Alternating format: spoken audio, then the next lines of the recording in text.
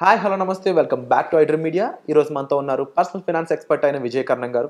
So ఇది ఒక కొత్త సిరీస్ ప్రారంభం. ముఖ్యంగా యంగ్ కిడ్స్ కోసం ఎలాంటి ఇన్వెస్ట్మెంట్స్ చేయాలి పేరెంట్స్ అనేవాళ్ళు, రీసెంట్గా పిల్లలు పుట్టిన వాళ్ళు కూడా ముఖ్యంగా వాళ్ళ భవిష్యత్తు మీరు ముందుగానే డిసైడ్ చేయొచ్చు. మంచి ఇన్వెస్ట్మెంట్స్ ద్వారా వాళ్ళ చేతిలో కోట్ల రూపాయలు పెట్టవచ్చు. ఇది ప్రాక్టికల్గా పాసిబుల్ కూడా. దానికి ప్రారంభంగా ఇది ఎపిసోడ్ 1 అండి. Welcome to this episode. Hi sir. Hello అండి. సార్ ఇది ఒక గ్రేట్ ఇనిషియేషన్ అని చెప్పొచ్చు. అవునండి. చాలా మందికి ఒక డౌట్ వస్తుంది అనమాట. ఇప్పుడు ఇన్వెస్ట్మెంట్స్లో ఉన్న వాళ్ళు, మార్కెట్లో ఉన్న వాళ్ళకి పిల్లల స్టడీస్లో అంత పెట్టే బదులు అప్పట్లో మ్యూచువల్ ఫండ్లో పెట్టుంటే ఈ పాటికి నా దగ్గర 2 కోట్లు ఉండేదో, అవును. ఇలాంటి ప్యారలల్ థాట్స్ అనేవి చాలా మందికి ఉంటాయి. అవునండి. సో మీరు ఏం చెప్తారు సార్? ఫర్ ఎగ్జాంపుల్ నా ఫ్రెండ్కే రీసెంట్గా మ్యారేజ్ అవ్వడం, పిల్లలు పుట్టడం అయింది 1 yearలో. ఓకే.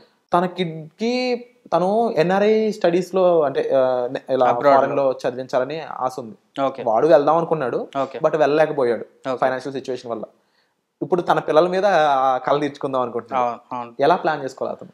డెఫినెట్గా అండి. అంటే ఇప్పుడు అంటే లాస్ట్ కోవిడ్ తర్వాత ఒక 1-2 years నుంచి కొంచెం క్రేజ్ తగ్గిందని అనుకోవచ్చు మనము అబ్రాడ్ ఎడ్యుకేషన్. కాకపోతే అబ్రాడ్ ఎడ్యుకేషన్, ఆ క్వాలిటీ లైఫ్ కానీ ఆ quality education will always be top priority for our specially మన తెలుగు కమ్యూనిటీలో కానీ, తెలుగు స్పీకింగ్ కమ్యూనిటీలో కానీ ఆల్వేస్ గోయింగ్ అంటే అబ్రాడ్కి వెళ్ళడం ఒక పెద్ద డ్రీమ్. చాలామంది ట్రై చేస్తారు, చాలా తక్కువ మందికి అది పాసిబుల్ అవుతుంది. వెళ్ళిన వాళ్ళు కష్టాలు పడతారు, అక్కడ ఏమంత ఈజీగా ఉండదు. కానీ they were on the top of the world. అంటే వాళ్ళ డ్రీమ్స్ని ఫుల్ఫిల్ చేసుకున్న ఫీలింగ్లో వాళ్ళు ఉంటారు కాబట్టి అచీవ్మెంట్. యా డెఫినెట్గా it's one of the good achievement in their life time అనమాట. ఎందుకంటే ఒకసారి ఆ లైఫ్ స్టైల్కి అలవాటు పడ్డ వాళ్ళకి వాళ్ళ థాట్ ప్రాసెస్ కానీ, వాళ్ళ నెక్స్ట్ గోల్స్ కానీ అన్నీ అక్కడనే ఉంటాయి అన్నమాట. They don't want to drop their life style కానీ. అట్లా చాలామంది ఉంటారు. కొంతమంది అచీవ్ చేయలేని వాళ్ళు, ఇప్పుడు మీరు అన్నట్లుగా చాలామంది ఏం చేస్తుంటారంటే స్పోర్ట్స్కి రిలేటెడ్ కానీ ఏదైనా సరే వాళ్ళకి నెరవేరని కళలు ఏవైతే ఉంటాయో వాళ్ళు చిల్డ్రన్స్ రూపంలో తీసుకోవాలని చూస్తారు. కానీ ఈ అబ్రాడ్ ఎడ్యుకేషన్ అనేది చాలా ఎక్స్పెన్సివ్ అండి. మనకు ఫస్ట్ ఎందుకు మనకు కాలేదని కూడా మనం ఒకసారి ఆలోచన చేయాలి. మనకు ఎందుకు కావాలంటే ఫినాన్షియల్ బ్యాక్గ్రౌండ్ అంత సరిగ్గా లేనందువల్ల, లేకపోతే ఫినాన్షియల్ సపోర్ట్ సరిగ్గా రానందువల్ల. ఒక 5 years బ్యాక్, 10 years బ్యాక్ ఒకసారి మీరు చూసుకుంటే బ్యాంక్స్ కూడా ఇంత అగ్రెసివ్గా లోన్స్ ఇచ్చేవి కాదు యాక్చువల్గా అబ్రాడ్ ఎడ్యుకేషన్. ఈవెన్ దో మనకి గుడ్ చాలా మంచి జిఆర్ఈ స్కోర్స్ ఉన్నా కానీ, టోఫెల్ ఉన్నా కానీ, ఐఎల్స్ ఉన్నా కానీ, మంచి మంచి స్కోర్స్ ఉన్నా కూడా ఇంత అగ్రెసివ్గా లోన్స్ ఇచ్చేవి కాదు, ఇంత సపోర్ట్ ఉండదు. ఇప్పుడు ఈకోసిస్టమ్ బాగా పెద్దగా అయిపోయింది, నెంబర్ ఆఫ్ పార్టిసిపెంట్స్ పెరిగారు. ఇక్కడ కూడా మనకి ఫినాన్షియల్ ఇండస్ట్రీలో చూస్తే కాంపిటీషన్ బాగా పెరిగిపోవడం వల్ల తక్కువ ఇంట్రెస్ట్ రేట్స్కి మంచి మంచి లోన్స్ ఇస్తున్నారు. 50 lakhs 70 lakhs కూడా ఇస్తున్నారు. ఇఫ్ ఇట్ ఈస్ కొలాటరల్ ఉంటే ఇంకా ఎక్కువ కూడా ఇస్తున్నారు డాక్టర్స్ ఎడ్యుకేషన్స్కి. కానీ మనం ఎందుకు చేయగలామంటే మనకి కొలాటరల్ ఏది లేదు, ప్లస్ మనకి ఆ ఫినాన్షియల్ బ్యాక్గ్రౌండ్ సరిగ్గా లేదు కాబట్టి మనం వెళ్ళలేకపోయాం. కానీ ఇప్పుడే ఎంత ఎక్స్పెన్సివ్ ఉన్నది, ముందు ఇంకెంత ఎక్స్పెన్సివ్ అవుతుందో కూడా మనం ఆలోచన చేయాలి. అంటే ఒక స్టడీ ప్రకారము అబ్రాడ్ ఎడ్యుకేషన్ 10 to 12% ఇన్ఫ్లేషన్ రేట్లో పెరుగుతుంటుంది. అంటే మనం మ్యూచువల్ ఫండ్లో 15% రేట్లో పెరిగినా కూడా దేంట్లో 10 to 12% ఫీజెస్ పెరుగుతుంటాయంట ఇన్ఫ్లేషన్ క్యాలిక్యులేట్ చేసుకుంటే.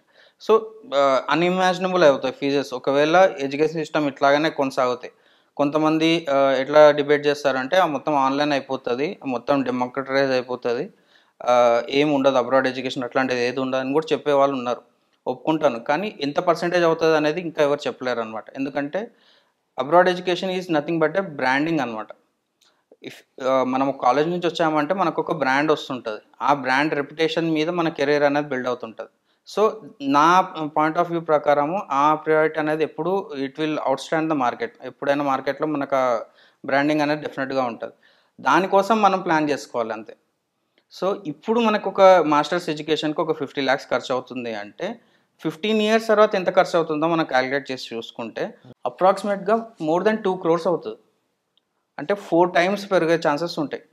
సో నేను ఈరోజు మీకు చెప్పేది ఒక చిన్న సజెషన్ ఏంటి అంటే, ఇప్పుడు మనమందరం ఒక 50,000 1 lakh శాలరీస్ ఉన్న వాళ్ళకి ఇది ఈజీగా అచీవ్ చేసుకునే గోల్ అనమాట వాళ్ళకి. ఎందుకంత ఈజీగా అచీవ్ చేసుకునే గోల్ అంటే వీళ్ళకి టైం ఉంది. అంటే న్యూలీ బార్న్ బేబీస్ కాబట్టి వాళ్ళకి నెక్స్ట్ 20 years వరకు టైం ఉంటుంది. 25 years 22 years 15 years వరకు టైం ఉంటుంది. 15 years వరకు కన్సిస్టెంట్గా వాళ్ళు ఎస్ఐపి చేసుకుంటే డెఫినెట్గా ఇట్స్ పాసిబుల్ అనమాట. సో బిఫోర్ దట్ ఎడ్యుకేషన్ కూడా వాళ్ళు ప్లాన్ చేసుకోవాలి. కానీ ఆఫ్టర్ అంటే ఈ మాస్టర్స్కి రిలేటెడ్ ఎస్ఐపి అనేది జస్ట్ 15,000 rupees ఎస్ఐపి చేసుకుంటే over the period of 22 years 2.6 crore corpus వాళ్ళు జమ చేసుకునే ఛాన్సెస్ ఉంటాయి అనమాట. సో 15,000 ఈరోజు కొంతమందికి ఎక్కువ అనిపిస్తుండొచ్చు, కొంతమంది తక్కువ అనిపిస్తుండొచ్చు. కానీ డ్యూ కోర్స్ అంటే నెక్స్ట్ ఒక 5 years తర్వాత, ఒక 10 years తర్వాత 15,000 వాల్యూ అనేది పడిపోతుంది. కానీ మనం 15,000 సేమ్ కన్సిస్టెంట్గా చేసుకుంటూ వెళ్తే 2.6 crores అనేది జమ అయ్యే ఛాన్సెస్ ఉంటుంది. వన్స్ ఆ కార్పస్ జమ అయినాక డైరెక్ట్గా అది కంప్లీట్, ఇది మీరు వైట్ ఇన్వెస్ట్మెంట్, మీరు చేసేది ల్యాండ్ ఇన్వెస్ట్మెంట్ కాదు, రియల్ ఎస్టేట్ కాదు. కాబట్టి ఆ కంప్లీట్ కార్పస్ తీసుకొని మీకు మాస్టర్స్కి మీ కిడ్కి వితౌట్ ఎనీ లోన్స్ మీరు ఫండింగ్ చేయవచ్చు.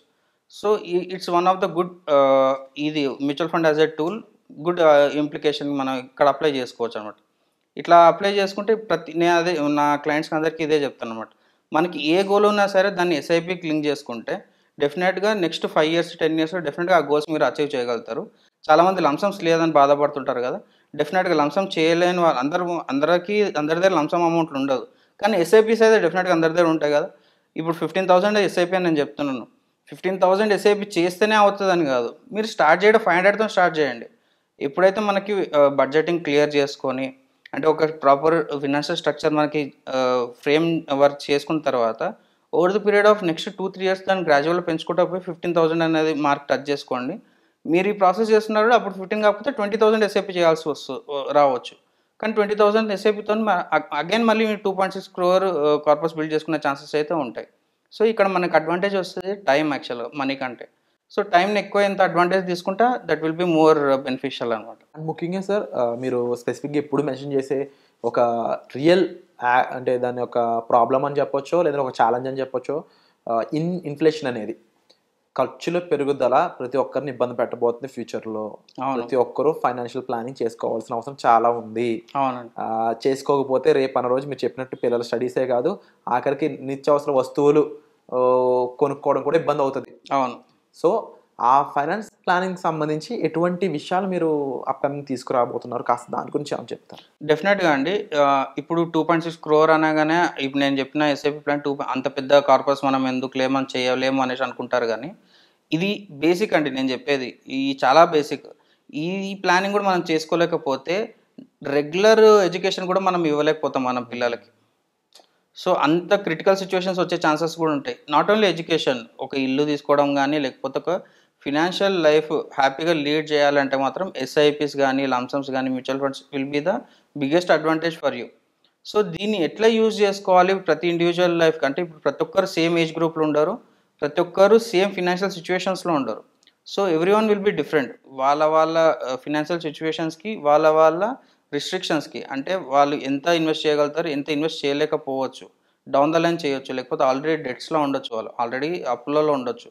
వాళ్ళకు కూడా డిఫరెంట్ స్ట్రాటజీస్ యూజ్ చేసుకొని మనం చెప్పగలుగుతాం అనమాట. That's how we can help them. Wonderful sir. So తప్పకుండా ఇలాంటి మరింత ఇన్ఫర్మేషన్ కోసం మీకు పర్సనల్ అపాయింట్మెంట్స్ అండ్ వెబినార్ పరంగా సార్ ఇన్ఫర్మేషన్ ఇవ్వడం జరుగుతుందండి. రైట్ ప్రొఫెషనల్తో మనం ట్రావెల్ చేసినట్లయితే ఫైనాన్స్ ప్లానింగ్ సంబంధించి మనం ఎటువంటి ఇబ్బంది పెట్టుకోవాల్సిన అవసరం లేదు.